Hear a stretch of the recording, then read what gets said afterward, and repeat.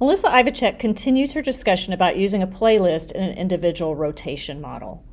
In this video, she explains how she selects content that is appropriate for self-paced video instruction versus material she wants to directly teach with her students. Additionally, she talks about the benefits of leveraging the technology to clone herself and recapture instructional time for high-impact interactions with her students.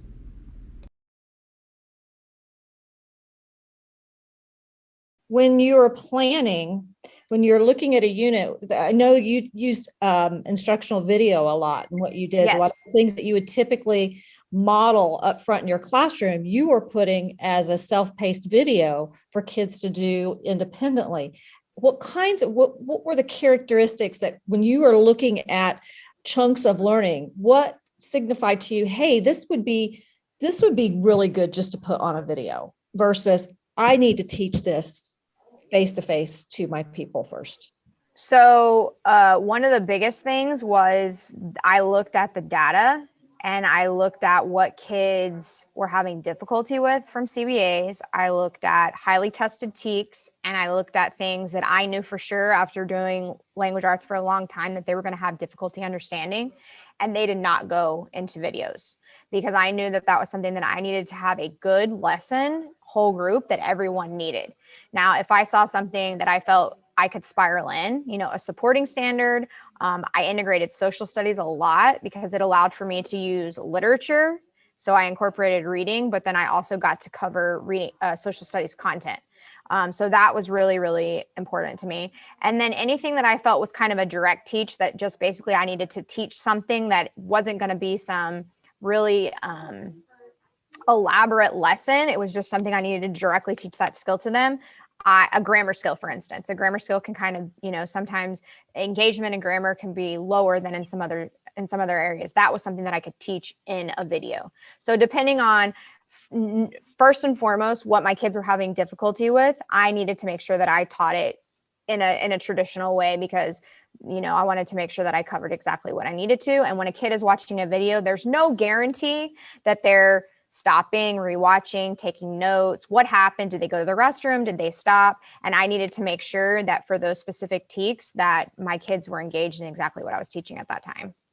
So Did you have to spend any time teaching kids or setting the expectations for how to learn from video versus how to sit in front of you and listen? Did you have to talk to them about that, or did they pick up on that fairly just? So they did pick up on some of it pretty easily. I just think that they're just really good about understanding how to watch video and stuff. But I do think that I had to teach them how to stop and rewatch and make sure that they took notes. So actually what I did in the videos is I would even say, you need to be copying exactly what I'm copying into my notebook. I want to see your notes. I am going to check to make sure that you have this in your spiral.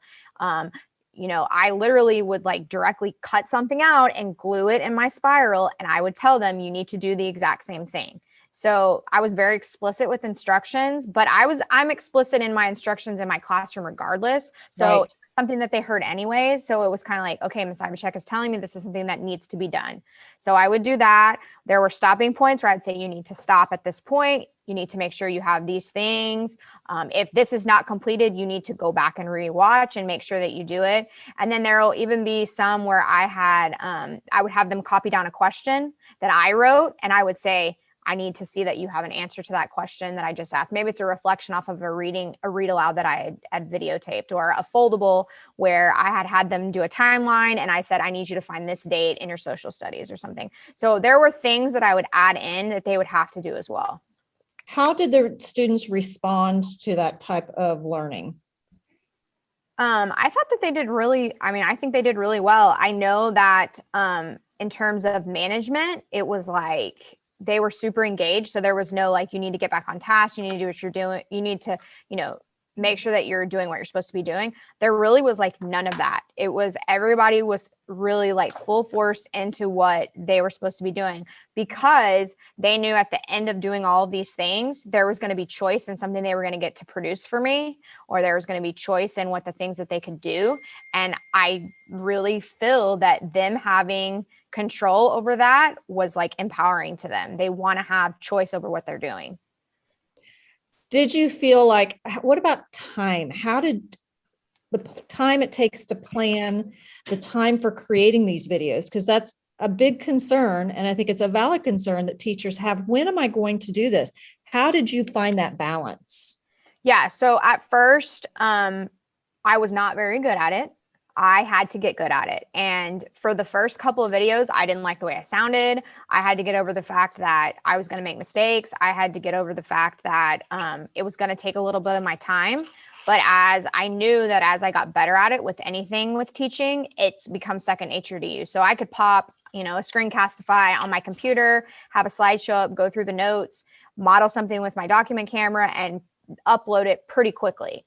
And once I realized that, okay, if I practice this and I get good at it, this is going to save me so much time in class, because now something that would have taken time away from something else that was a little bit more important at the time, I don't have to worry about that anymore, because it's right there for the kids to see. So it really helped in terms of those spiraling standards that I knew the kids are going to need, but I don't have time to teach the readiness standard and all the curriculum that goes with it, but also make sure that they're understanding the supporting standard at the same time. I knew they were going to get that, and I doubled myself. So you clone yourself. That's a really great thing. And so it did take time at first. I mean, it was time consuming, but as I got better at it and I understood exactly what I wanted to get from it, it just became second nature. And I could just say, okay, this week, this is the video I want. I'll make sure on Monday I record that video during my planning period and upload it for my playlist for the week. When you were creating instructional videos, what did you find was about the limit for your fourth graders? That's a good question. I think it depends on the kid.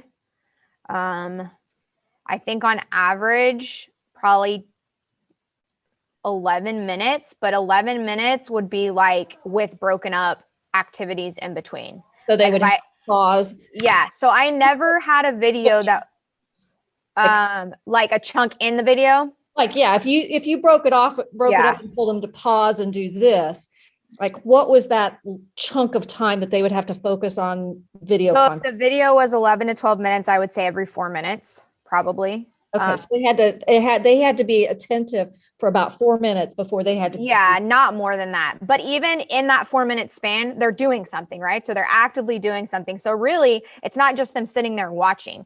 I always made sure that they were either copying something, they were, maybe they were writing, doing a reflection or something in their journal, they were copying notes, they were doing the foldable. Like there wasn't sit and get. There wasn't any of that. And so that was something that I kind of made sure, I tried to make sure that they did. So there wasn't a lot of just sitting and getting